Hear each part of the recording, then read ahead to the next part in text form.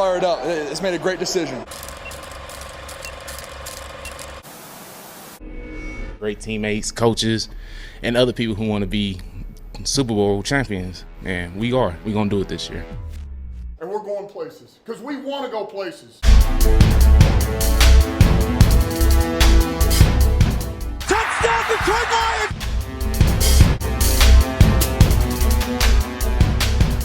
Before long, we're going to be the last one standing.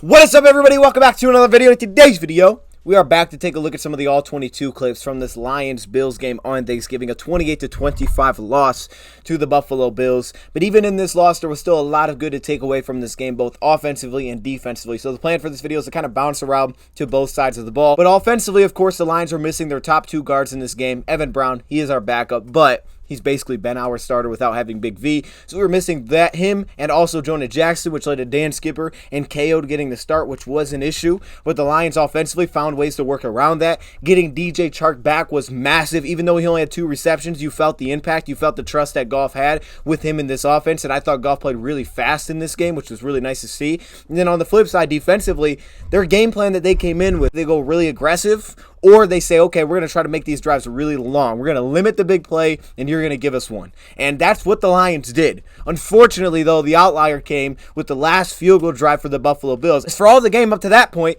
we didn't allow the big quick strike, get in field goal range, get a touchdown quickly. We didn't allow that defensively. We made long drives for the Bills. We really limited big plays, especially through the air. But unfortunately, in the most crucial time, you give up a 36-yard pass, and they get in field goal range in 4 plays. But on the day, their scoring drives took this many plays.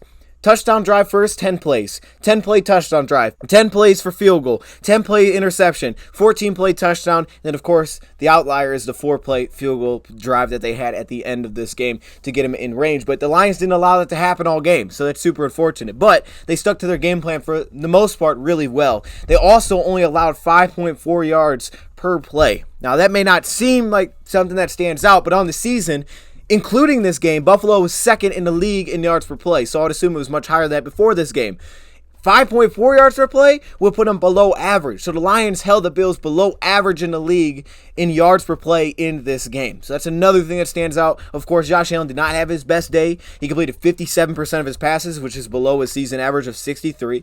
He had a 2-to-1 touchdown interception ratio, which is basically what he's done all season. And also his passer rating was down. The Lions defensively as a whole did pretty well. They didn't give up the big plays, especially in the pass game. They made you work for it. On third down, they were 7 of 12. They allowed 7 of 12, but on third and long they were much better, and a lot of those third down pickups were third and short, third and 1, third and 1, third and 2, a lot of third and short conversions in there. But I thought the Lions for the most part did a pretty good job, especially against this type of offense with Stephon Diggs. I thought they held their own, and they won matchups like the interior defensive line more often than not where they needed to win. And there was a couple of guys that showed out, not just James Houston, but a guy named Austin Bryant. I mean, I watched this game back and I'm, oh my God, Austin Bryant was eating. I know he had the roughing the call, and that was the big mistake, but he was eating in this game. So we're going to bounce around between that and the offense, which made it work without having their top 2 guards for the most part. And then, of course, they had the incomplete pass instead of getting the touchdown on that final drive, but they did get in field goal range, so I guess I'll give them credit for that. I won't spend a ton of time with this, but this is the injury report from today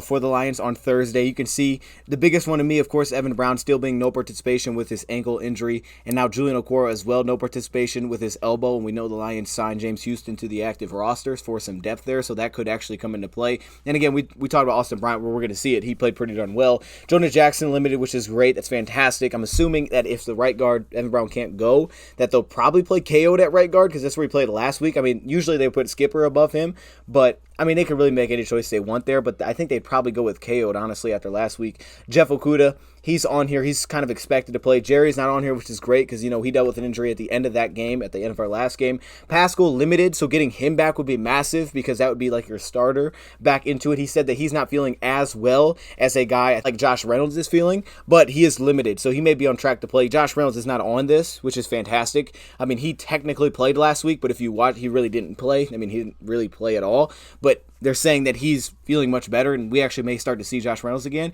and getting our 2 outside receivers back. We know J-Mo is on the way. It doesn't sound like this weekend. We're not really getting updates aside from his pressers. So tomorrow, Friday, we may get some good news. We'll see. But I expect that he's probably not going to play this weekend as well as Romeo. It kind of seems like next week is what they're going for. Chase Lucas, full participation. Sewell, limited participation. That's massive. We know how massive that is. I don't need to tell you. And then Iffy, limited participation as well. Jaguars injury report isn't very big, but there are a couple to point out there. First off, Travis Etienne, who was rolled up in Wednesday on practice. I guess he came out, but he's been limited in practice, and according to Doug Peterson, he feels pretty good that he's going to be able to play this week, and it's kind of day-to-day right now with Etienne. Their backups have been Snoop Connor and Jermichael Hasty, but I think Travis Etienne is going to give it a go. Zay Jones was limited for 2 straight days here, the wide receiver. Andre Sisco, limited, and then, of course, Roy Robertson Harris, full participation today. So not a ton going on there with their injury report, but the biggest one's Travis Etienne, and it sounds like he's probably going to play, and we know they want to create matchups with him. I think Doug Peterson said that. We'll start off on the defensive side of the ball for the Lions in this game.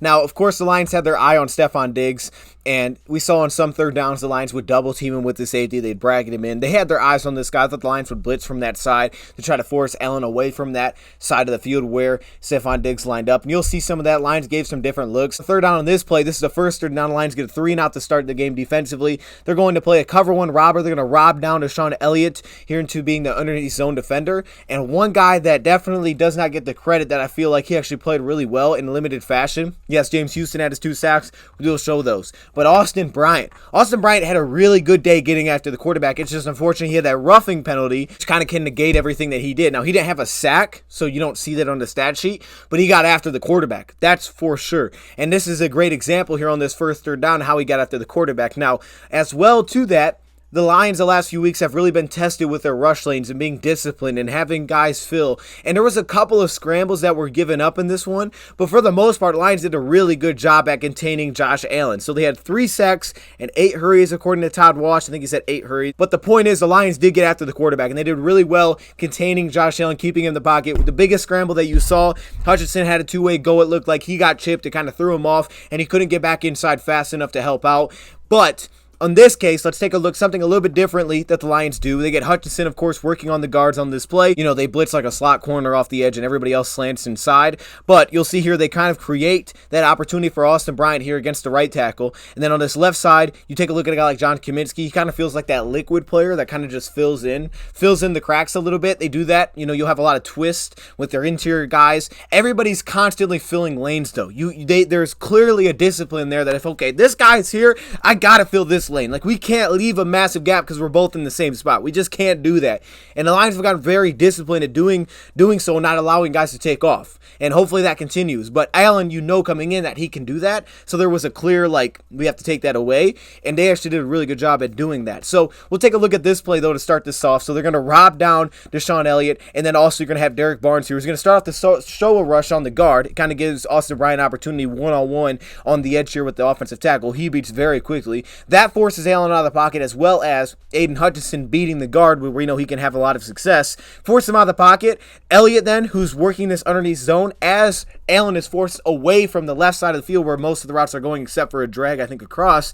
He starts to kind of dive down and then cut off Josh Allen. But it's also John Kaminsky who's also in front of him, kind of containing on this play, being very disciplined. We'll see it from the other angle because it's going to glitch out on this one. And then you'll see how fired up Aaron Glenn. You're going to crash everybody inside, so Hutch gets on the guard. You have Julian Okoro on the tackle, and then you're going to have John Kaminsky on the center, but he's kind of create and make sure that he's containing here, as well as Derek Barnes, who's going to drop out and take the running back, and then this opportunity for Bryant to win one-on-one. Now, watch how fast Bryant wins. He wins like a speed chop move, a little long arm chop on the right side here. Let's take a look. Boom, speed, long arm, and the chop, bam, he's there. He's there quickly. So that's the first pressure. Now, Allen can't move left either because Aiden Hutchinson beats the guard. So now you have this kind of collapsing of the pocket. Allen's going to take off. But shout out to Kaminsky. He sees that. He wins towards the outside. He's like, okay, I got to get out there. I have to get into this lane a little bit to start to fill that. So as Allen takes off, Kaminsky plays very head up here, starts to fill. So Allen has nowhere to go. Now he's rolling away from every route with Hutchinson chasing him down because he beat the guard. He's rolling away from every route. And then Elliott sees that. So he's just going to take it away. Like, he's just going to crash down and take it away right here. Boom. And that's a 3rd and 7. And look at Aaron Glenn's celebration. You tell me what this dance move is. What is this? Okay, I don't know what that is, but he's hyped up. That's what matters, and that was a great stop by the defense. But Lions were working with 2 backup guards in this game, and that showed up again in the run game, in the pass game. It showed up in some crucial spots of safety, of course, but some of the runs were just yikes. However, the Lions made it work. Now, Brock Wright didn't have the best day either. Okay, he struggled. He had a couple of drops in this one. He had one that was really easy, and then also some blown pass protection. Now, this is on Von Miller. So you're not saying, okay, I expect him to hold him off. No, you just want him to get a piece of him, basically, and try to force him out of the pocket as far as possible, because this is one of those routes which the Lions run a lot. It's 2 routes, right? You have the dig route, and you have like a deep post, I think, here from Khalif Raymond. It's very simple. So this isn't a pass where it's like, oh, Goff is going to hold on to this very long. No, you're just saying it's a quick hitter, 1, 2, 3, bam, and get that ball out. May not be a 3-step drop, but it's not because he's under center. However, let's take a look at it here. There's the play action. Play action was massive, by the way. I got to point that out. It got these linebackers in zone coverage biting really hard upfield, and we hit a lot of passes second level because of how effective our play action was utilized. So all the first down runs, you may not see during the game, like, this is frustrating. It really does help them set up play action off of it, and you could see how everybody was kind of selling out for it. But Von Miller wins immediately on the edge here. In fact, of having a guy like Chark back, he only had 2 receptions, 16 yards, but you feel it when he's out there. You really do. And the trust that Goff has is why I'm so excited to see what J-Mo looks like in this offense. But he's going to start to throw this pass before, you're going to see right here, he's throwing this ball before Chark is coming out of his break, right? He's letting this thing fly. Actually, let me back it up a little bit, kind of give you a better angle of it. He's going to run that dig route. Now, Lions, another thing they did in this game is they isolated number 30, Dane Jackson. That was clearly someone that they felt like if we get this guy isolated one-on-one, we're going at him. And they did that with St. Brown. They did it with Chark in this situation. They tried to isolate him, and when they got the matchup, they went at it. Didn't always work, but in this case, it did work. Now, with this motion, it's not outside leverage. He's straight up on him. He gets on top of this. But Chark releases outside, then gets upfield. Boom, there he is. He's got the inside leverage now, and Goff is going to start throwing here. He hasn't shown that he's going to break yet, but the timing is on point. Goff puts it up. There's the pressure. He has to get rid of the ball, and you can see 15-yard completion. It's great to have Chark. He only had 2 receptions, that one and the touchdown, but those are massive. The touchdown was especially very massive as being the backside guy. Same basically thing, just to kind of show you what I'm talking about, isolating him. Now, this one you watch and you're like, oh my gosh, with the fast motion, they had the swing route, the screen set up here. It was wide open, but this is also a read that you have to make. Like, this isn't something that Goff can look at and say, well, Chark's covered, let me throw the screen route. Like, this is quick. You're making this pre-snap. I got the safety lined up about on the hash mark on this play, so I got a lot of room to work here with Chark. I'm going to throw a back shoulder fade to Chark. You feel like you have that, and you feel like your guy's going to win that matchup, so that's the confidence you have in him. Lions wanted guys this offseason that could win on the outside. That's what you got here in Chark, so you're going to attack that. And you can see on this play, it doesn't happen, but you like the fact that they feel like they can win that battle. So here, 1, 2, 3, hold safety, come back to DJ Chark. They're even, which is going to happen. He's not going to be wide open. He's manned up on him. So you throw the back shoulder pass to him. It's good coverage, though. I mean, just credit to the coverage. It was really well done there. However, that's something that they look to exploit. And they're actually going to see, again, same drive. They do it again. They go right back at him, this time with St. Brown. Now, they go man coverage. Clearly, that was something that the Bills do on third down. They show rush. They go man coverage. They're going to motion Khalif Raymond across, and they're going to get the switch with the nickel corner, Teron Jackson here, onto Dane Jackson. I think they're both Jackson, right? I might be messing that up. I think they're both Jackson. So they get Dane Jackson matched up with St. Brown one-on-one. Now, you can see, again, he doesn't really have leverage on this play. He's kind of straight up. But you get him one-on-one with a deep safety, so there's really no help. They're all showing blitz on this play, and they do bring a blitz. They get pressure with the stunt. But, as you're going to see, the ball gets out very quickly. And this is a 3rd and 8. Lions picked up some massive third downs in this game. Like, they picked up some big-time thirds, and here was a great example of that. Watch St. Brown's route. This is a very pretty route that he runs here one-on-one with Jackson. Look at this. 1-2. Bam. Hit him with the slant. Get a step. Got him. That's well done. So, isolating their guys in matchups that they felt like that they could win with their best players, and it's about matchups, right? But if you can't get your guy into a matchup, then it's not about matchups. Like, if it's about matchups, but I'm throwing in a double teams, that's not about matchups. That's just, I don't know what I'm doing with the football. It's about matchups when you can create those matchups, and the Lions did. We'll show the touchdown because, you know, it's just kind of creative. I mean, starting last week, I think against the Giants, maybe been the first time this year I saw them put a tackle at receiver. Now, last week it was Sewell. In this case, they have their 6th offensive lineman, Matt Nelson, at receiver. So it's different. Like, what is that? And in this situation, probably a tendency thing. They felt like, okay, this team likes to play man in this spot. You have Matt Milano here on the edge. He's probably just rushing the edge. But they're playing man coverage. So you actually have someone manned up with Matt Nelson. Watch him follow him across. That's clearly not a great matchup on a run here. So they have him manned up with Matt Nelson. And the Lions just create numbers, but they don't create numbers by pulling offensive linemen and leaving a gap. They basically run like a split zone here, so they kind of zone block across, seal off the edge, and then they pull Brock right across, and Matt Nelson in fast motion to lead the way. And now you have numbers with Khalif Raymond. You have numbers. Look at the numbers you have. Boom, 1, 2, 3 on 1, 2, 3, including Matt Nelson. You won that battle. And you'll see Khalif Raymond, who he's matched up with, his guy is just staring right at him because they're in man coverage. So he basically takes 2 guys out of the play. Spent a ton of time on this play because some of these I just want to kind of fly through that we were not here forever. But Mike Hughes, I thought, had a fantastic game. And not just against the pass, but also against the run as well. Jerry went out towards the end of this. Jerry did not have his best day at all. He was attacked a couple of times, but he did get a lot of the matchup with Diggs. And there was actually a part in this game where they just said, look, whoever's one-on-one with Diggs, that's where the ball's going. And it was an issue. It was towards the end, and they just started trying to isolate him underneath. Instead of trying to get him over top where the Lions were taking a lot of things away, it was 1, 2, 3, boom, 1, 2, 3, boom, and they just started attacking him. But this is a run play I want to showcase here. You got John Kaminsky. They're going to try to run a sweep, which clearly has given us issues. It definitely has. They're going to try to pin down John Kaminsky on this play, but look at Kaminsky, how he fights through Knox here. Clearly it looks like a false start, but watch how he fights through Knox here and gets upfield and forces this thing to kind of swing out further than you would like it to. Also, Ali McNeil's recognition of the sweep and the 2-point offensive lineman, he gets outside very quickly, and then Mike Hughes does not jump inside. I mean, these are all things that have been issues in the past where your cornerback is matched up with the tight end. Well, he jumps inside. Okay, now there's no one out there. Everybody's on cue here. Look at Kaminsky forcing this thing to swing outside. Ali McNeil recognizing it, throws off an offensive lineman, and Malcolm Rodriguez gets out there quickly, but Mike Hughes contains here. He sets the edge. He's like, it's not getting wider than me. You can see, and then everybody else can kind of fill in, limit this to a 3-yard gain, but really good play. And then John Kaminsky to get back into the play after forcing this thing to swing out. It's just a good athletic play. He plays with his hair on fire, dude. This guy has been such a massive pickup for us.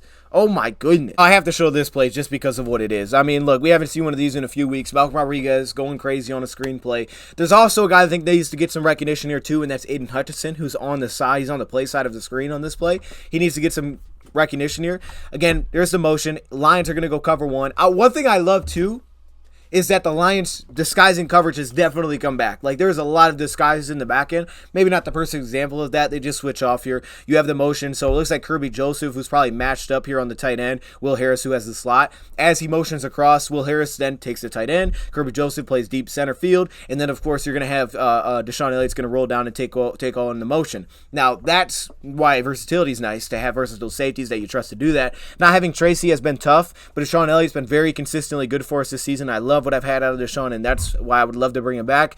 And then, of course, Kirby Joseph has been a massive playmaker, but you feel like there's versatility that Kirby's growing into. It hasn't been great all the time when he's rolled down, but he's done some good. We know he can play man, so that's something he's just working on against tight ends. That's where he's got to improve, really. But on this play, they get the screen look. Circle Heroes Hutchinson. See, you're on the play side. You can let this go. You can get a block and then get up there and, set up the screen. But he wins so quickly on this right tackle that Josh Allen doesn't have a clear path to just put this on the running back. So he has to put a little air under it, gets a little high. He doesn't catch it. If he caught it, he may have lost more yards. But it's not on him immediately so he can take off and go. Hutchinson is there so fast. And then Malcolm, who's manned up. If you're manned up against the screen, which is good defensively, but if you're a guy that's manned up on the back that gets the screen, he doesn't get there or make the play, now there's probably a massive hole. And that's what there was. Well, that's not what there was because Malcolm Rodriguez was all over. But you see that? He's got the running back. He's going to shut that down. But really, as we see him make that play, look at how fast Aiden Hutchinson is on the quarterback to force this ball to go up. I think Tyler Walsh was giving like a little, yeah, that was nice. Look at him on the right tackle here. Watch him with the swipe.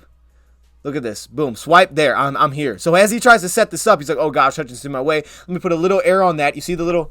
Instead of putting that on him, he's got to put a little air on it. Still, Malcolm's all over it. And there you go. This one's a little bit different, but what I do like about this is that Will Harris adjusts. That's what I always like about Will Harris, man. He sees something, and if you keep throwing at him, he's not going to keep getting beat by the same thing over and over. He's going to be like, oh, they're doing this. Now, this play is a little bit different than the other ones to bring in Stephon Diggs. In this case, the Lions are going to give him some attention. Working here on the slot, Mike Hughes has him matched up. This time, they're like, all right, look, we're going to bracket this thing in there, right? Because, again, in the slot, you can have a two-way go, which is difficult for someone to defend. You don't have the sideline to help you, which in this game we saw, like Jerry Jacobs on the outside, he would kind of play inside leverage and squeeze it towards the outside with the safety on top. They would do zone coverage, cover 6, things like that.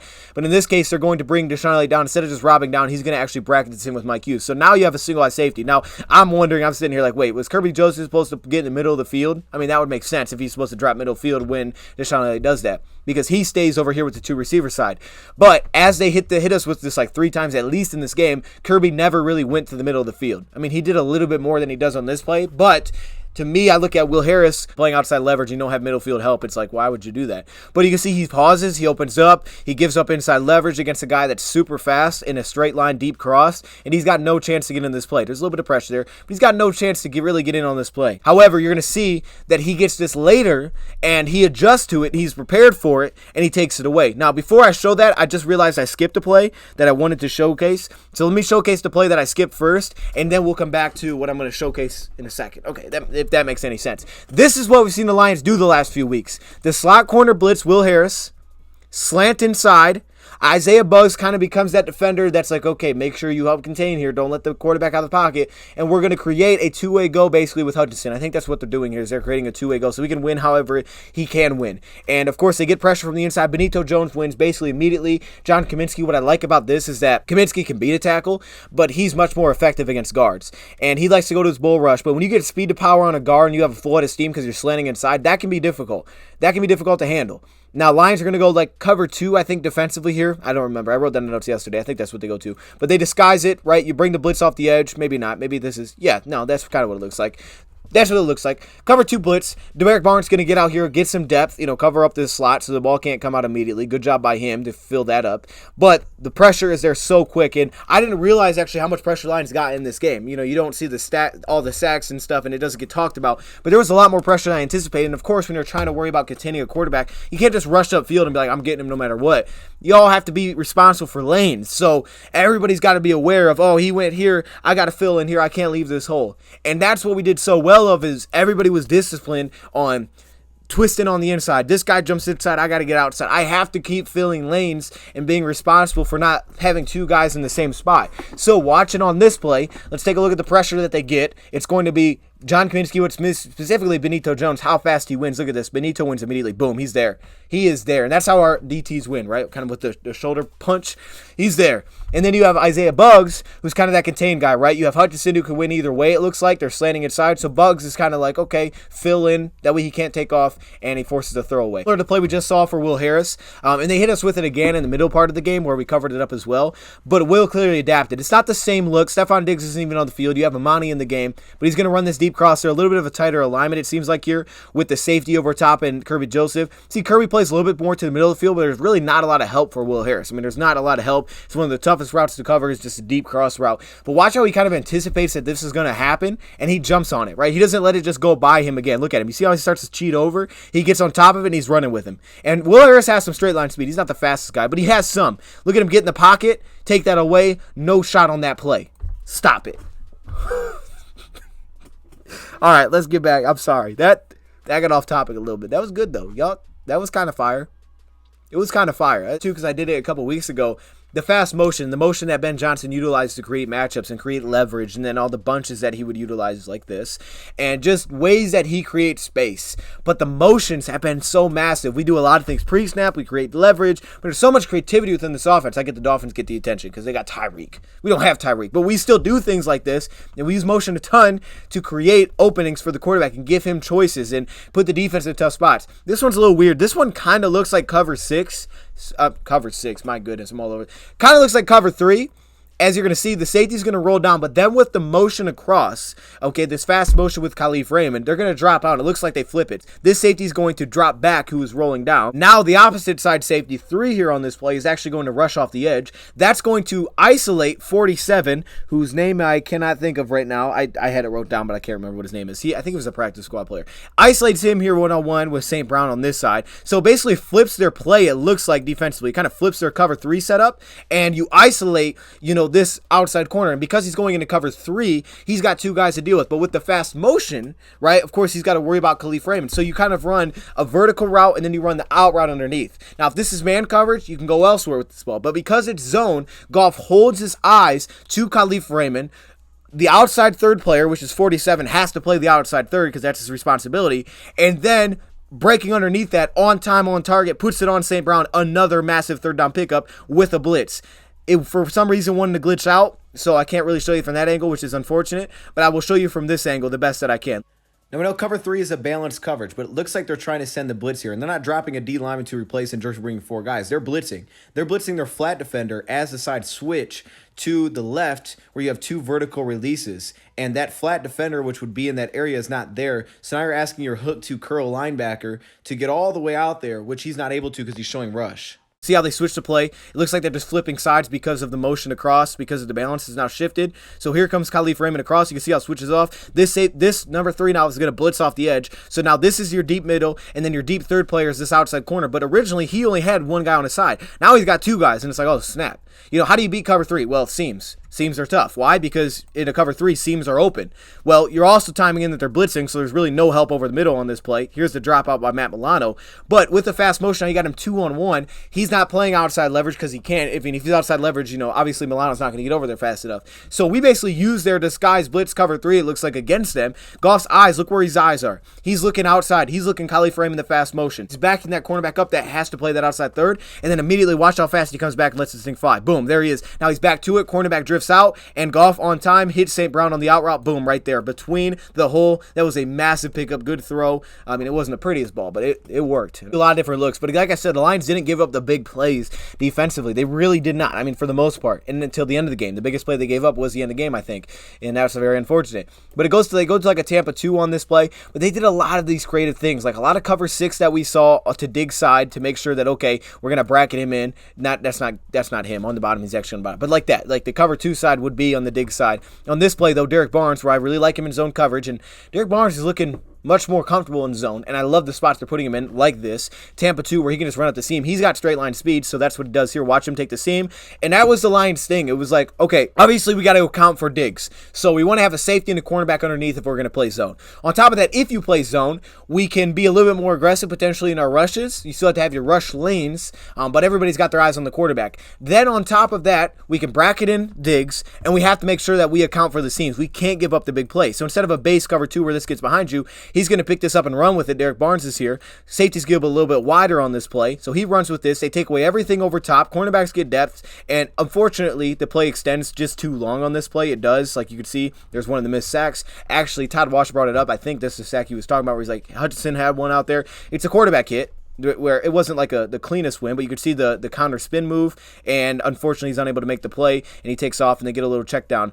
Good tackle by Duracell in space. Really good tackle. Duracell was playing his butt off in this game. Just the consistency that he played with was awesome. Just, making plays and not allowing more after the play. Of course, there was a fumble and then the score, and that was him. Take a look, though. The Lions go into a cover 3, I think, defensively here. I don't remember. I don't remember this clip. I wrote it a few days ago. But they're going to bring the slot corner blitz. Now, we saw this. They do this. They bring slot corner blitz. Everybody can slay inside. Now, clearly, the fake snap showed what Will's doing, and the Lions did not drop out of it. Isaiah McKenzie's calling it out. So it looks like there's an adjustment here, and they're actually going to run a bubble screen to Isaiah McKenzie. So you got to get the block, and then, of course, they're going to have numbers if you do that. If Will blitzes and you run a bubble screen, he's going to have a lot of numbers. He's going to have a lot of room to run. So let's take a look here. There is the bubble. There's the play fake. Will is going to continue to blitz. Now it's all on Mike Hughes. Like, Mike, hey, you got to help us out here. Mike, you got to make a play here. And as you're going to see, Mike does make a play. He doesn't bite with the receiver, which he shouldn't, because of his zone, but he doesn't. Has his eyes on the quarterback, and he feels like he's more comfortable being able to see the quarterback at times, and clearly he's doing really well with that, whether it's off man or whatever it may be. He sees it, breaks down in space, boom. That is a 1-yard pickup that Mike Hughes made that could have been massive on this play, but give him credit because he made the play in open space, still with the blitz. That's huge. That's super disciplined. Mike Hughes he was super disciplined. This one doesn't need to be shown too long, but I just think it's kind of cool. I thought Goff played a really good game in just terms of getting the ball out quickly, being decisive. Probably the best word for it. Here he's going to recognize there's 12 men on the field. Now, unfortunately, we're watching this live. You're like, wait a minute. If you knew there was 12 guys on the field, why would you not throw this deep? He recognized there was 12 guys on the field. He actually points it out after the snap. That's why he snaps it when he does.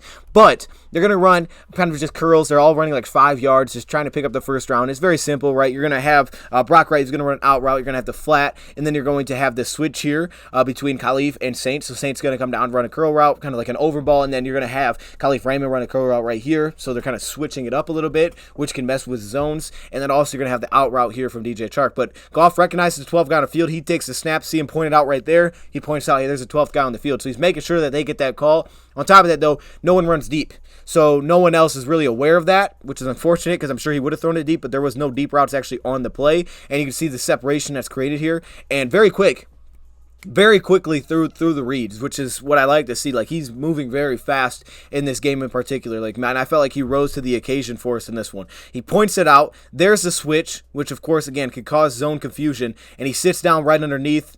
Boom, and there it is. He's going to come back and actually look to Khalif Raymond, and as they switch, which again could cause zone confusion and death because you see one thing and then they kind of switch a little bit, and as these eyes go here to Khalif, there you go. Now all of a sudden he comes back to St. Brown, linebacker's got space, and he hits him, boom, on time, on target. One of the fastest reads he had of the game, maybe one of my favorite reads or just decisiveness that he showed in this game was this. Play action was massive. I'm going to show that first. Like I said, pulling the guard, which really sells play action. Linebackers get upfield a little bit. Play action was massive in this game. But then also just the routes and how fast he kind of flew through this to make this decision on this play to come back and hit Khalif Raymond. So they're going to drop out into cover 3 defensively. You see a safety rolling up. Could be man. We don't know what it's going to be. Could be zone, right? Could be man, right? Man.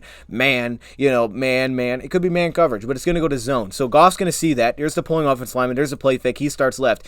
Everybody's looking at him. Eyes are on him. It's like, okay, I'm not going that direction. Why? Because, well, this is a deep third, and he's going to run this fade route with DJ Chark, so that's not going to be there. Plus, he has outside leverage. Also, I'm running an out route underneath, which is the flat, which is the zone defender's responsibility. So that could be there. He doesn't like it, though. He gets off of it. Now he comes back to the middle. This is very fast, right? We're getting through this very quickly. He comes back to the middle. Where's your linebackers at? Well, this is your flat defender. Bites up on the play fake, running back as well. So now you have an outside leverage zone defender who's on top versus Khalif Raymond, who he knows is going to run a deep curl. And then you have this deep crossing route. Now, I feel like if this was man, that could have been a place that he looks to go with the football. Also could have been this direction as well. With outside leverage, that could be one of those back shoulder throws to DJ Chark on this play, since they're kind of stacked up here and he's matched up, looks like with the safety. Could be the out route, but it's zone, so he doesn't like it. And then on this backside, here's your underneath flat defender. He's going to move up because the run fake, Khalif goes by him, and he gets off it quickly, then comes back middle. Now, this is huge too, because this could have been where he goes with the football. In man, we saw with Hawkinson, if you go back to the Cowboys game, Lions did a lot of similar things. Play fake, deep crosser, and now that's the one guy I'm circling. Like, that's who we're trying to open up here. So in this case, because they're in zone, both of your underneath hook defenders are there, so that's not where the ball's going to go, but he looks there, so he's flying through these progressions, and he's like, all right, that's not it, but the timing is what's huge. So as he looks there, it does pull the linebacker into safety in a sense, but really it's the timing. When he comes back to throw it to Khalif, Khalif is right now getting into his break. So the timing of that play is mastered here to get that out right on time, on target for a big pickup. That was beautiful. Here we go, same drive, right? I thought Goff had a fantastic drive here. You're going to get a switch defensively. They're going to go into like a cover 2, red zone cover 2 on this play, so it's a little bit different. But what you're going to get, you see the switch pre-snap, outside corners on Justin Jackson, linebacker on Khalif. Now, I would think that kind of signifies that it's probably zone coverage, I would think, right? Because at the same time, right, why would they switch that? Why would the linebacker go to Khalif Raymond in man? That doesn't make any sense, right? So probably zone coverage. But all they're doing at the same time, because of how, cover 2 kind of straight across, you're playing your man in the zone, they're isolating Khalif Raymond, and Goff can see that pre-snap. He recognized, oh, that's isolated, right? That's isolated, and it's zone. So this is isolated with a linebacker on Khalif Raymond. That's a matchup that I like, and you have the deep safety. So Goff singles that out pre-snap. He's like, that's where I'm going. Because on the backside, you get a route concept. Lions have done a lot. You get the drag, you get the deep dig route, and then you get a fade route here. That really doesn't do anything. It just kind of runs guys off. I mean, he could throw it, but this is where you're looking, right? And certain occasions here, watch them switch it off. There's the drag levels here with St. Brown, where, you can kind of pick your choice. But on this play, you're going to see he isolates him with the running back, sees the whip route. Now, I also need to point out that if you're in a cover 2, especially in the red zone, it can look a little bit different because the depth is different. You can kind of switch off with corners and safeties, get different depth than like your normal cover 2. But if you look here, Goff's eyes tied in as he's looking at this outside cornerback, tied in with the route concept of the whip route. Because it breaks inside, the outside cornerback is going to be willing to get depth as Goff looks that direction instead of passing that off to the safety. So the safety stays downhill, but then it also takes the cornerback out of that zone where he would be switching off to Khalif Raymond. So with his eyes and the route concept, it takes that corner out of the play, and now it isolates the linebacker straight up with a linebacker and the receiver. Where his eyes are, they're here, and then he comes back down to Khalif Raymond right there as he comes out of his whip route and puts it on him for 7 yards. Very simple, but also well done. We always see this, and a lot of times you see the backside throw, but I think it's just really creative how again, you create leverage. You create leverage with motion, and that's what he's done so well. If he knows they're in man in certain situations, oh, this team plays man inside the 2, okay, I'm going to create leverage here. They like to switch things. We're going to create leverage. So watch how they do this. Fast motion Khalif. Watch how they attack it on this play. So there, you could see Jackson's running across, but they're going to switch this. St. Brown's going to release inside. He's going to release inside. So like a lot of teams do, they're going to switch. Cornerback and the 2 guys' lines are willing to attack. They're going to switch on this play. So here you go. Now all of a sudden, St. Brown has just created instant outside leverage. Then you run the flat underneath with Khalif Raymond, who's going to take 30 underneath and hold him down there, right? Because he's just racing outside. So you create this space, but you just created natural outside leverage where it's like he's not in a good spot. Get it out quickly, put it on him, touchdown. Very creative. Cover 6. Let's show an example of that. Here's the cover 6 the Lions run. So to the dig side, they run the cover 2 side. So you get the deep safety who's going to bracket it on top. And then, of course, you have Jerry Jacobs who's going to try to squeeze this thing outside. Watch him. He's playing outside leverage in a cover 2. You like to funnel it in. But he's going to squeeze this outside to this fade route. And then you have the deep safety over top. Meanwhile, backside, you get the cover 4 look. Mike Hughes stays on top of his guy. And then also the safety is going to pick up here Isaiah McKenzie. The ball is clearly designed to go to the right side. McKenzie doesn't even finish his route, it looks like, on this one. So that's designed to go that direction. But the Lions, that was their response to it. We'll play him underneath here with the underneath defender. And then out of the nickel, right, because it's Will Harris. And then we're going to have Kirby Joseph sitting on top of that because we can't give up these deep crossing routes. So that's how we'll attack the backside. But then when Diggs is singled up opposite of those 2, we're going to play cover 6. We're going to bracket him in. And there's no one underneath here, so he can get a lot of depth and kind of sit on that. And on top of that, you get pressure by Hutchinson, forces him out of the pocket. Kaminsky contains, and you force the throwaway. So that's one of the ways the Lions try to kind of negate both receivers, but when they're on both sides, McKenzie's over here in the slot, and over here's Diggs. How do we cover that? That's how the Lions seem to kind of be prepared for it. It was pretty good. Watch Hutchinson, boom, there's a quick win. He gets around the edge, force him out of the pocket. Kaminsky does a good job getting contained, flushing him out, but he can't go anywhere. Throw away. They're going to chip him with the tight end. You're going to see very fast hands. This is how they utilize Houston. I think they said he had 5 snaps and 2 sacks. I mean, that's... Like, how's it get any better than that? I don't know what his PFF grade, but it might be 99. I'm just saying, he might be the one guy with the 99 PFF grade for having 2 sacks in 5 plays. Are you kidding me? But cover 1 defensively here. Let's take a look at him on the bottom. Similar thing to what we've seen all day on how the Lions kind of rush and then they contain, right? They all play their rush lanes really well. And you're going to see Alex. Everybody's manned up on the back end. But take a look at James Houston. That's who we're going to focus on here. And this win that he has. Oh, they chip with the running back. Excuse me. Chip with the running back on this play. There it is. Now, also... Stephon Diggs, Will pointed out, here he is singled up bottom with Mike Hughes. He did really well. Mike Hughes just has fantastic body control, and we'll see that later, but good body control, stays in his hip, and also Elliott, who's robbing down underneath, can kind of cut it off, so the ball can't go there. Let's take that away. Here's the deep cross. Okay, well, where's Will Harris? He's in a much better position. So you could see that if the Lions, I'm sure on the Bills film, this is their tendency to do this. They're like, oh, this is what they like to do. They like to single out Diggs with the dig route, and then they run a deep crossover top. So what they're doing is essentially they're saying, look, we're going to get 2 things here.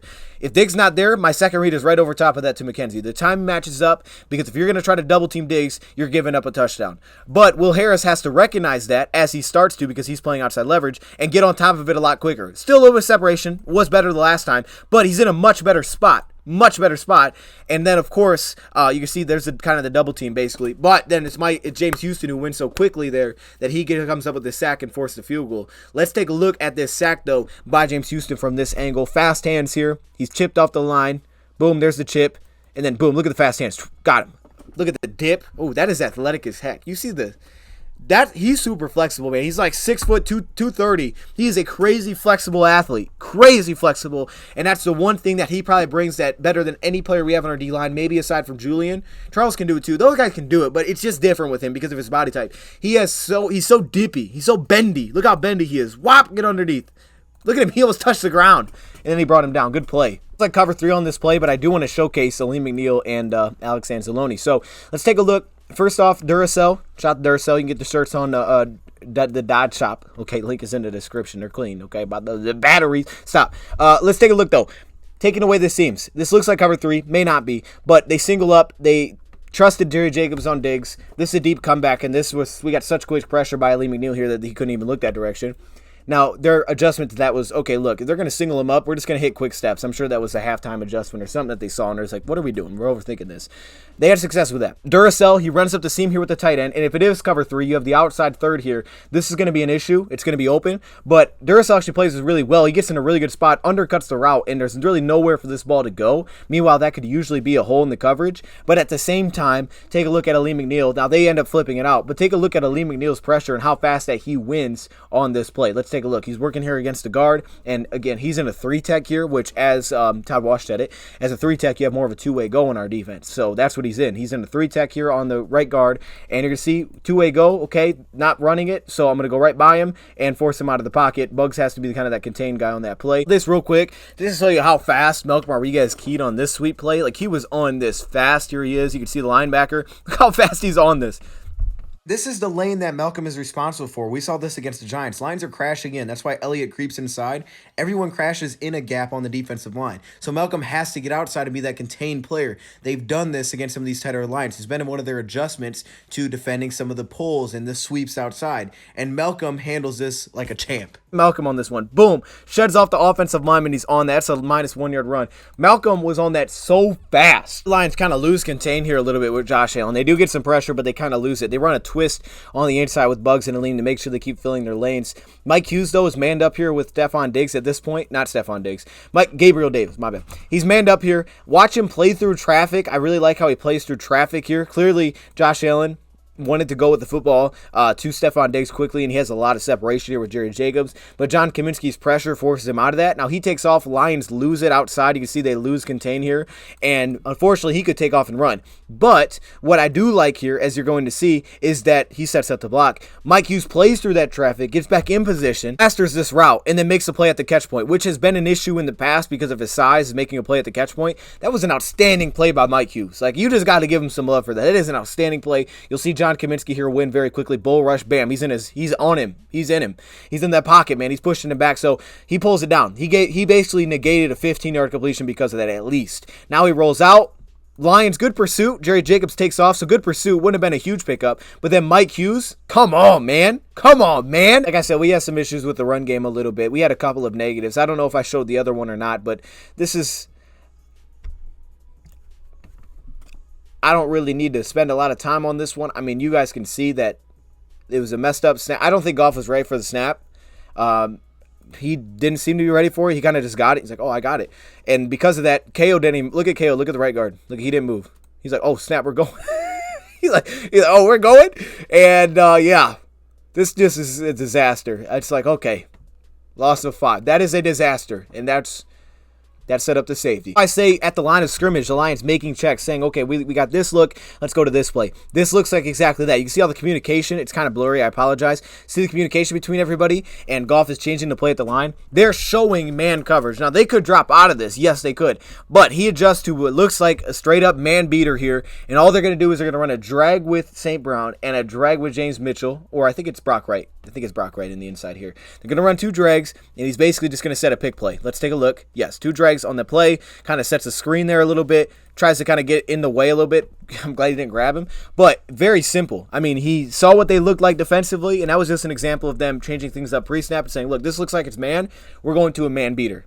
And I'm sure they have things off of it, right? You can't just be like, oh, the play's dead. It wasn't man. Like, I'm sure there's ways that he could look if they drop into something else. But the primary thing here is this is a man coverage beater, and that's exactly what he gets. He sees that, so he's like, all right, cool. I start right. I got man. Come right back to it. And I have a one-on-one with St. Brown against a cornerback, I can't remember his name. I think it's a practice squad, like Belford or something. Full of play action being so massive as it was. This one, again, looks like it could have been a check at the line to go to this play. They go to cover 3 defensively here. They're kind of showing it a little bit, like it could be cover 3. That's what they go into. They drop out. Here we go. Look at where the linebackers are off this play action. Lions only have 2 routes, but it could have been a check at the line. So you get this outside, work outside, break it off, break that dig route inside. So that can usually be switched off to the safety, but it can't be because Khalif Raymond's taking the safety out of the play, running this deep crossing route, and he can just kind of sit down here. As he does, he sits down, boop, right there, sits down, and the play action gets these linebackers up so far, and Goff actually just puts it right over this linebacker that's trying to drop and get depth here underneath. Let's take a look. And right there, right over him. And that's what the running game set up. Even though there was a lot of disgusting runs that went for like -5, -3, -4, still, it can set things up off of that. And as this one looks like a check at the line, like, all right, look, this is how the box is. We got 1, 2, 3, 4, 5, 6, 7, 8. Let's change to this play action. Line pick it up in pass protection. It's not the prettiest thing, but they do. Shout out to Frank Ragnow, and right over him. Got him. What we saw last week in the zone hole where they drop out here, and because it's zone, Khalif Raymond doesn't run the out route. He basically just sits down. But on this backside, you have potential different beaters on the backside that the Lions could look to. I'm not really sure exactly what route DJ Chark is honestly running on this play in this slot, but you could see that's all it is. Here's your stick nod. The Lions did that last week. If you guys remember, they did the stick nod with the tight end. This case, they do it with Khalif Raymond, and I'm not sure what this is really by him. But clearly, it was like, all right, look, there's two different sides of the field we can look to. He's saying, all right, this is probably zone coverage on this play. So he's going to look quickly to this out route. Basically, he's just going to sit down. Got him. Over it. So I want to come back and show that real quick, and then we'll come back to the defense again. But I can't not show this play. I mean, it was such a big impact play. I have to show the interception that Duracell had. But Alex Anzalone that Duracell had, but Malcolm Rodriguez set up. They go to a run pass option. Again, clearly this offense is like, look, how would I put it? It almost feels like in a way a Packers type of offense, sort of, and just like we're going to isolate Devontae Adams like when they had him. But this is what teams do when they have a guy that's just elite. We're going to isolate Diggs. So if you wonder, like, what does that really mean? What does it mean to have a receiver like that? It means all this. It means that your offense, literally, you're saying anytime I get the matchup, that's where the ball's going. So in this case, you're going to get a run-pass option here from the Bills. You'll take a look, watch the offense line, get upfield. There's the pull, run-pass option. You can hand that off, it looks like. But everybody's going to bite down on it, and now he's going to run a quick slant. He's wide open. I mean, that's not wide open, but that's probably a touchdown without safety help. And I think the reason that he ended up deciding to throw it, whether it was run past option or just to check the line to go play action and just throw that thing, is look where our safety is lined up. He's on basically the right hash marks, and you have no safety help if this is man with CJ Moore on the tight end.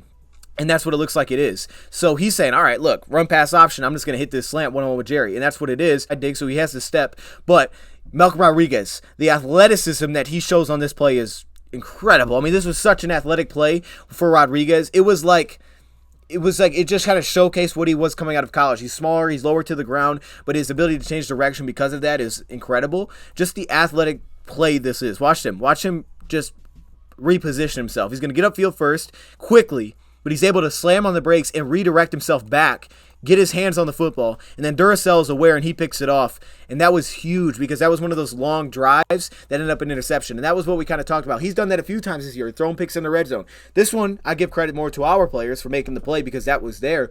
But it's just, if the Lions drives are extended, he might give you one. He just might give you one. And in this case, they did. And that could have been one of the biggest plays that you look at if we would have ended up winning this game, as you're saying, man, that was one of those plays where, man, that changed the game. To the cover 6 look here, this time Stephon Diggs is in the slot, but let's take a look at Mike Hughes here on this backside mashed up with the running back. Now, he kind of just drops this, but I think it does showcase some of the body control that Mike Hughes has. Let's take a look. So they're kind of bracketing over here. Look at Mike Hughes' body control. Look at that. Break down and break on this football. From that alignment, I mean, now he should have caught that and picked up 5 yards, but I think it shows the body control that Mike Hughes has. Just another way the Lions utilize to help out. So they're going to stack up receivers. Now, Jerry Jacobs is going to be your press guy. He's playing, and he's going to try to force this to the outside. He's saying, all right, I'm going to use this sideline to my advantage. Even though they're inside numbers, I'm going to use the sideline to my advantage. And on top of that, we're going to put Kirby Joseph in a cover 1 situation. He's going to just play on top. He's going to help out the stack side. So we're going to single up Mike Hughes here on the backside against Gabriel Davis, I think that is. We're going to single him up and trust him. And we'll have Elliott kind of rob down in case they try to break over the middle. But we're going to help out over top here. So, Jerry, you play him underneath on a 3rd and 10, and we're going to help out over top with Kirby Joseph. So that's what they do. Now, he gets open because, again, he's trying to force this, and he gets him there with that break, and Kirby's getting a lot of depth. So there is a hole. He just fell down and dropped it. But that's what the Lions did. And on top of that, you're going to see Austin Bryant draw the holding call here on the guard here, which this play would have counted even if he would have counted it, even if he would have caught it. There's a swim over top, not the prettiest thing, but he beats him clearly, and you're like, oh, that could have been a sack. Well, forced holding. So even if he does catch that, it's 3rd and 20. Lions tried to break out some trick plays. This time it's covered up really well by the nickelback on this one. Okay, you're going to see he's not going to bite. They're going to set up the reverse. They did this a little bit later as well. They're going to set it up. Here's the reverse, and Jared Goff's going to block. Well, not really block, but they're going to try to get this to Justin Jackson. You can see how this would be perfect.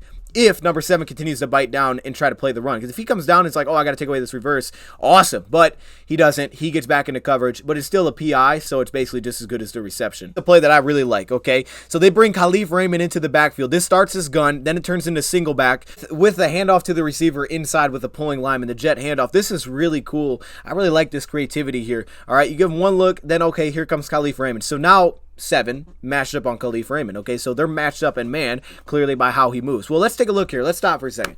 Let's take a look at the numbers on this play. Because of how they align pre-snap, everybody's manned up, right? They're spread out, it's gun. Now they motion a single back. Well, look at the numbers. They have 1, 2, 3 guys on the left side of the center. 1, 2 for the Lions, plus the ball carrier. Then they pull 2 offensive linemen. So all of a sudden, you gain the numbers. 1, 2, 3, 4 with Penei Sewell. Now the Lions have numbers, handing this off to Justin Jackson. And Khalif Raymond's man up on the receiver, so the defensive back just takes Khalif Raymond. The numbers that they created on this play, and you can see Justin Jackson, great job of evading their 55 to make sure that he picks up something. To create 11 yards, super creative pre-snap. A lot of eye candy. Do it to showcase Austin Bryant on this play. So this actually may be the 4th time they do this. 3rd or 4th time I've seen them do this. Same concept. Okay, let's take a look at it. Now, this time they're not using Diggs on the dig route. They're using Gabriel Davis. But maybe that's just to say, all right, let's give him a little bit of a different look. Let's say, hey, they think it's going to happen when Diggs is over here, so let's put Davis on the outside. So Davis runs the dig route on Mike Hughes. Deep crosser again by McKenzie. Will Harris is in a great spot this time. Look how Will Harris gets on top of this. Look, it doesn't beat him twice. Here's your robber. Here's your cover 1 safety. Now, he's not really in a great help position on that play, but it's the same type of look. But Will's in a much better spot. And the quarterback hit and knockdown and hurry there by Austin Bryant is what forces that ball out quickly to basically nobody. He's anticipating, he's just throwing the crosser, but it's covered up by Will Harris. But look how quickly he wins against the guard here. They also got James Houston out there on this play. Look at this, boom, splits him, and he's there. And yeah, Mike Hughes ran into him, but that's just because of the routes. Hopefully he's all right. I know he's all right. Just look bad there. My goodness, I see that. I'm like, hold on. Hopefully he's okay. Like this didn't already happen, but hopefully he's okay. Hopefully he did not just feel that, because I felt that. Like, he may have felt that wherever he is right now, me watching that play. He may have felt that. It's the last drive. Well, not the last drive, but this is the touchdown drive for the Bills to give them the lead. And you're going to see their decision-making was, all right, a lot of times we're going to attack underneath, or we're just going to say, Diggs, one-on-one, we're attacking you. But in this case, Jerry was out of the game, so Monty's in now. Cover 6 again. Cover 6 to the Diggs side. That's what we've been doing. They are smart. They get really smart here. They're like, look, they're running cover 6 to this side. We have to recognize that, and we got to adjust to it. So that's what they do. So give them credit. They adjusted to the coverage that we came in with our game plan. It's kind of the battle between, like, coordinators. Like, when you see the scheme battle, you're like, oh, they're changing this to do this. They've been seeing we're playing cover 6 in these situations. So, like, let's get a cover 6 beater, cover 2 beater basically on this side. Corner out and underneath. That's what they do. So Mike Hughes actually does a good job of getting depth. As soon as this guy breaks underneath, he's going to get depth. And, of course, because it's that, he's passing off to Malcolm Rodriguez, so Rodriguez can't carry, so he's got to pass that off to Diggs. And the decision's already been made by Allen to go there. Mike Hughes does a pretty good job of getting depth. If he was like an inch taller, he probably makes a play on the football. But it was just a really good job by the offense for saying, let's get a beater for that coverage. Notice that half-field safety has been playing very deep, so he had a lot of room to work on that corner route behind Mike Hughes. Also, of course, they said, look, we're going to attack this too. You're going to bring the slot cornerback off the edge. We're going to be prepared for that. How they do it either other time, they threw this bubble screen. Well, they're like, let's forget that. Let's just throw it to the guy that you're blitzing. Okay, so Kirby, of course, is going to get that responsibility. But for the Lions, we're going to live with this because that's a 3-yard pickup. I can live with a 3-yard pickup. You come down and make a clean tackle, and they're picking up 3 yards. This offense, that's second in the league in yards per play, I can live with that. That's less than half of what they do on average. So I'm living with this if I'm the Lions defense, and that's what they did. They said, let's make long drives. Let's force long possessions. Have an opportunity to get off the field, and again, this is the play that's going to get the attention for Austin Bryant. Unfortunately, he had a good day, but this is the one, and it makes sense, the roughing the pass that he had. If he doesn't have this, it's 3rd and 10. There was no third down on this drive until this play. This would have been 3rd and 10 if this does not get called a roughing the passer. It would have been the first third down that they saw, and the Lions were doing pretty well. Well, they weren't doing bad. On 3rd and long, the Lions were actually pretty efficient. If I go through the numbers, on 3rd and 10, we won. 3rd and 10, we won. 3rd and 7, we won. 3rd and 7, we lost. 3rd and 13, we lost. That was one was a PI on Jacobs. The other one was a completion on Jacobs. 3rd and 10, we won that one. So yeah, pretty much every 3rd and 7, we won that one. So for like 5 of the 7 3rd and 7 plus, we had success on. You would have liked our odds, but in this case, I love the coverage by Mike Hughes. I mean, I'll give him credit. Look at him on the top of this play on Diggs. He's singled up on Diggs. That's who they go at. He runs the fade. Look at Diggs. Again, the ability to recover, control himself. He gets physical. He's all over him. There's a little bit of separation at the top with the push-off right there. But look at the body control to say, nope, I'm not going anywhere. I'm right back on you, my boy. And that is a contested pass, a pass breakup by Mike Hughes because of the fact that he forced him out of the bounds. Look at this recovery right there. Pushed off. Oh, I'm back at it, though. Most cornerbacks can't recover from that, or they got to use long arms. He's like, I'm right here. I'm right here. I'm right here. You're out of bounds. Great play, but the roughing the passer was massive, and that's one of those plays where it's just unfortunate. But I don't want to take that away from a good day that Austin Bryant had. It's unfortunate. Just got beat. And against a really good receiver, isolated one-on-one, that can happen. They motion over. You can see they're going to clear it out. Here's the motion. I think they motion over. Oh, I might be. Yep, there it is. Here's the motion. They clear it out. There's no help. The only help is Duracell, who's in zone, but that's not really help for him. He runs a slant, and he just beats him. You're one-on-one, and there he goes. Got him. He just got him by a step there, and that's tough to cover with no help, and he gives up the touchdown. I want to show it because it does show you that these aren't always like, oh, Lions run this route concept. This is where the ball has to go.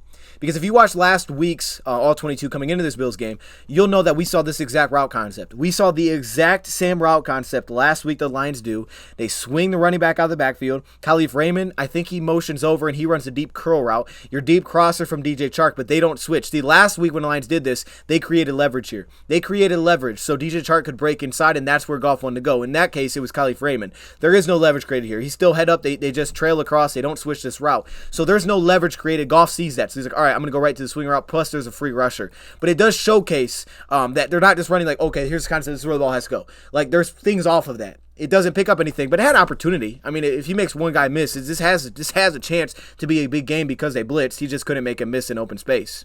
Brown, which came off a false start. Again, you can't shoot yourself in the foot. Not in these situations, man. We've done much better with that. Give Campbell credit, but, man, you can't do it. There's the false start. However, this time they bring the blitz. You can see there's literally no one matched up with St. Brown, so they are playing man. This safety's just manned up. Goff sees that pre-snap. It's quick. Oh, there's the blitz. Okay, 1, 2, 3. Put it out there. Slant got him, and he's going to get up near the first down. He was injured on that play, and that led to the 4th down and 1, which, as we all know, and the more I see it, I don't know if I have a change of thought. I think it's just kind of what it is. But you can see it. It's unfortunate. But the more I see it, I understand that, okay, his options were very limited. Goff came in after the game and he said, look, it's kind of make my decision wherever I want to go with the ball. That makes sense. And the Lions, let me just show the route concepts first to show you what I'm talking about. So I think Khalif does like a deep dig route, which is always tough for guys to cover. Yeah, there's a deep seam from Shane Zylstra. You run the drag route with St. Brown. You run a fade. Well, not a fade. You run kind of like a go ball, it looks like, with DJ Chark from a tight alignment. But what the Bills do defensively is they have no safeties deep. They're bringing zero coverage on this play, which means there's no safeties, which also means that Goff can't stand here. There's basically Khalif Raymond and Shane Zylstra basically are taken out of the picture. The ball can't go to those two guys. If they're bringing zero coverage, I can't throw to Khalif Raymond or Shane Zylstra. So all of a sudden those guys, because the route's too long. I mean, I can't throw the dig if he's just running up. I can't do it. Those plays are pretty much out of the equation. So now you're saying, okay, it's either St. Brown basically on the drag underneath, right? You can't throw these, you just don't have enough time. So, and of course that would be picked off. So now you're saying, okay, I'm either going to Chark or I'm going to St. Brown on the drag. That's where you're limited to. He could have hit St. Brown. Yes, he could have. But do I have an issue with him saying, look, Swift, help us block, which, by the way, I'm going to show this because this is kind of smart, by the way. You see how linebacker hesitates to blitz? See how he doesn't get upfield immediately? He doesn't get upfield immediately, so Swift leaves that. He's like, okay, not that guy. I'm taking this edge rusher because I see him coming. Well, that leaves a free rusher to Goff's face. Not to say it would have been a huge difference, but it could have been for sure, and that is just a little kind of subtle thing that I noticed the linebacker did there, which was very smart. So you're about down to 2 routes. 3-step, he's got to get that thing out. So do I have an issue with him saying, look, Dane Jackson, who we've been attacking all day, number 30, on an island with DJ Chark, you basically have a two-way go from a tight alignment. You have no safety help. Do I have an issue with him saying, that's where I'm putting the football? Absolutely not. I love that decision. I really do. I mean, look, you're big play guys. That's where you want it to be. And if you don't hit the play, you don't hit the play. You're still in field goal range. It's not like you lost the game here. But if you don't hit it, you don't hit it. But I don't want you to hesitate to take the matchup that you feel is there. However, the ball was messed up. And when you watch it, you could say, okay, look when Goff is throwing this, right? He's loading up to throw it now. There's not really a step that I think you see as a quarterback here. I mean, he's even. Usually when you're even, you're saying, my guy's got him beat. So Goff is going to trust that. And again, Goff can't really come off of that and say, well, I'm going actually somewhere else. Like, you don't really have time for it. So it's kind of just that decision's made up, you're going, and there's no safety up. So it makes sense. Still, however, though, Goff throws this almost as like a back shoulder fade. As you can see, it looks like originally, oh, Chark is fading. But he kind of wraps himself around and gets on top of the corner here, right there. You see him wrap himself around. Goff threw it behind him. I'm not saying that Goff threw a different route. Goff may have just missed the pass. It could just be as simple as that. And I think it's very easy to say that it's just that simple, that he just missed it. He just underthrew it. He had his guy, he just underthrew it, but now there's also the, okay, he could be throwing his little back shoulder, because again, you have a lot of room to the sideline, so it makes sense that you could put the ball back there with no one to help you out from the tight alignment, but Chark goes by him, and of course, as you see, it's incomplete. But do I have an issue with the decision? No, I don't have an issue with it, and that leads you to the big first down that puts them in field goal range, which essentially ends the game. I don't know where it's at. Am I missing? Oh, here it is. Not a lot to this one, to be honest with you. Lions have done this tons of times in the past. It's just very unfortunate that you've done so well all day, and you're saying, look, we're not giving up the big play, not giving up the big play, and here you give it the big play. The one thing that I don't love about this, if anything, is just that it's very noticeable pre-snap. I'm not saying you can disguise in this situation, but it's very noticeable pre-snap what you're doing. Like, there's not a ton that's going to confuse you. You have a third safety on the field playing your deep middle zone, and you're playing two-man. So everybody's going to get wider. When you're playing two-man with the deep middle, usually your safeties get wider. So you're kind of telling them this is what we're doing. I don't have an issue with that, but you can't really disguise out of it. That's the biggest thing I have. Now, on top of that, Will Harris, who's playing outside leverage on Diggs. This time they mix it up. They said, we'll put a hit in the slot. Shout out to Josh Allen. He made a good throw. CJ Moore can't help you. CJ Moore, I think, is there when you run, like, let's say he really run a dagger. Right? You run a dagger. Well, CJ Moore's in the way. Lions, I think, did a similar coverage last year to Baltimore. It's just that one guy played zone, everybody else played man. So this wasn't a breakdown of like, what do we do? They just made the play and we didn't. Will Harris, they got inside leverage on him. There's the break. That's tough to cover. Your safeties are now wider.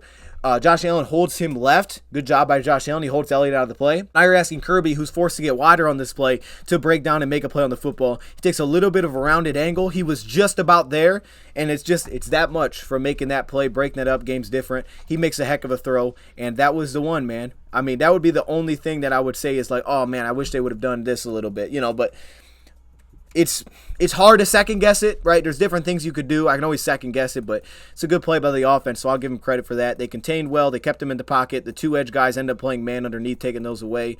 So biggest question with this coverage, because I do believe it's the exact same coverage we ran against Baltimore. It was a different route that they hit because we just broke down and one guy was doing the wrong thing. But when you have this deep middle safety, if they're not running a dagger like this, for example, they get behind him. Good job by the Bills on the scouting report to understand that. But it kind of takes CJ Moore out of the play. I mean, he has use because you're playing man if that Josh Allen takes off. If Josh Allen takes off, he has a usage there. But if it gets behind him, he's not being asked to get depth behind it and keep dropping back until something crosses his face, which is understandable. But that would be the biggest question with this coverage. And when you're man coverage, you have to do that. You can't let those guys roll out there if you're in a man. You could play deep zone, but there's always holes in zone. So just is what it is, man. Anyways, though, that's the all-22. Definitely a lot of good. I didn't want to show you every play because literally I wrote down every single play. I got notes from every play, but we'd be here forever if I did that. So I'm sure I missed a couple that I would have liked to show, and I can think of some on top of my head that I would like to show, but I don't know what timestamps there. I'd have to find them. But regardless, man, I hope you guys enjoyed. Let me know your thoughts in the comments below. And yeah, man, we're on to the Dolphins. Thank you, Brad, for watching, and I'm out.